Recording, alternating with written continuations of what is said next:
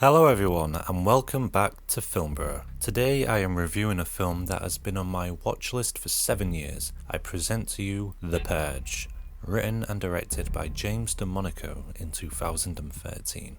The plot is set in 2022 America, where once a year for 12 hours, all crime is legal, including murder. This brief 12-hour window is called the Purge. Now, for reasons stated in this movie, the annual Purge has been brought into practice to help cleanse the human mind of all rage and built-up emotions, in return making America a safer and better country.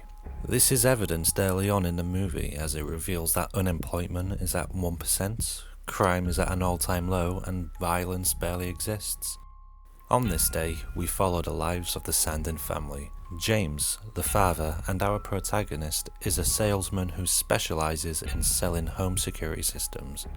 When he gets home shortly after the annual purge begins at 7 p.m, we get to see him demonstrate how his security systems work as the Sandin family prepare for a 12-hour lockdown.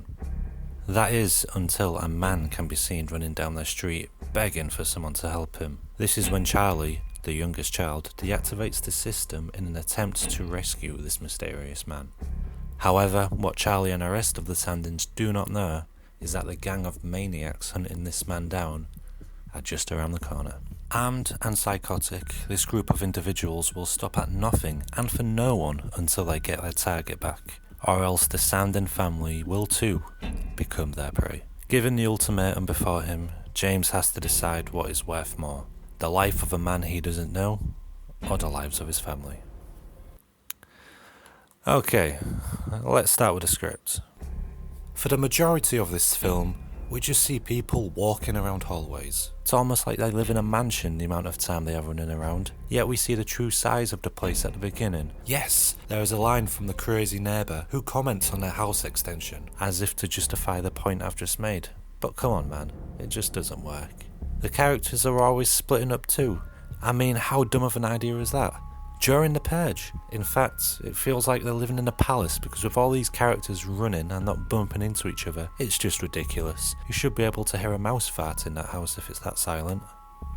The writing behind some of the characters is truly insulting. Our lead protagonist, James Sandin, who is meant to be our hero in this movie, is truly unlikable.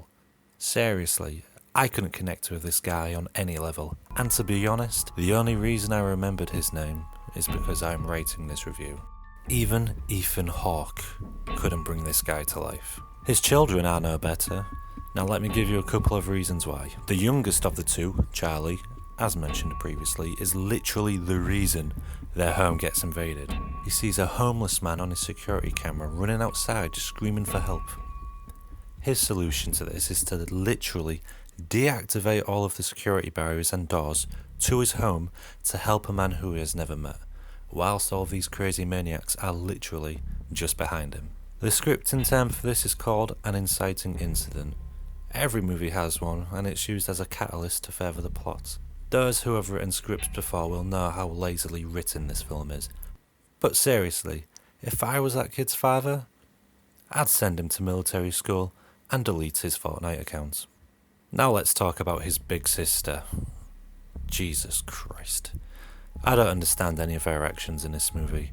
Her boyfriend Henry sneaks into their house, grabs her from behind after the Purge lockdown has initiated, and her reaction is nothing but joy.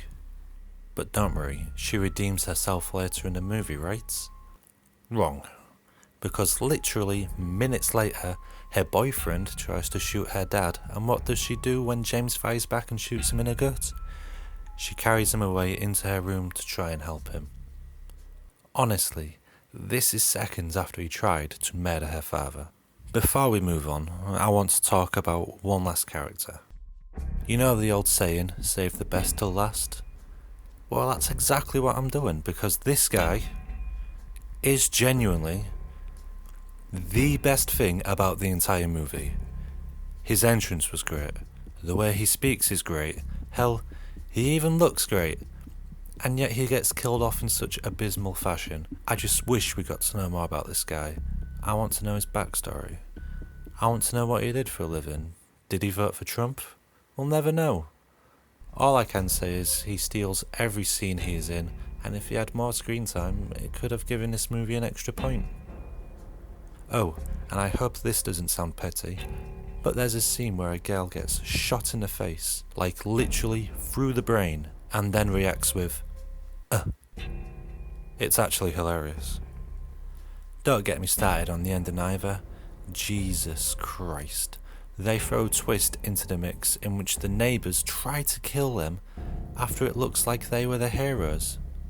And the mother in this scenario, what was her name again? She was truly terrible. After the hobo saves the day and has the neighbours at gunpoint, she tells him to let them live. Are you kidding me? This crazy bitch literally had her kids tied up and was ready to stab them to death repeatedly in what I can only describe as a Yankee bitch ritual, literally seconds ago. Ha!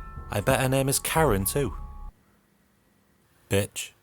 And just look at this guy's face as he watches the homeless man walk away. Thinking he's the hero of the Purge? Well, congratulations, kid, because you're responsible for the death of your father and at least 10 other people at night. Not to mention the mental torture of your family for decades to come. My favourite shot in the movie is undoubtedly this one. I'm sure you're all familiar with this image, and to be fair, it's one of the high points of the movie. But to be honest, there wasn't many great stills that I could pick from, but here's a few more.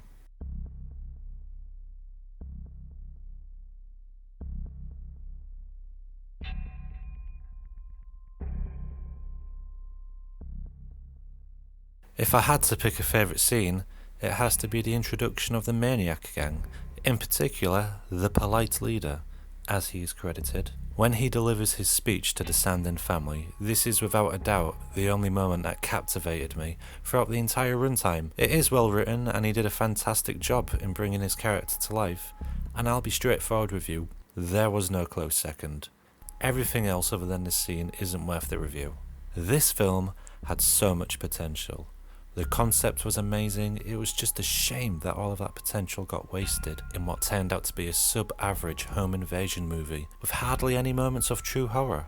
What we got was some cheap shots through jump scares with zero tension. I'm giving a Purge a 4 out of 10. Please comment down below which film you would like me to review next, and if you did enjoy this video then please leave a like and subscribe. Thank you for your time, and I will see you in the sequel.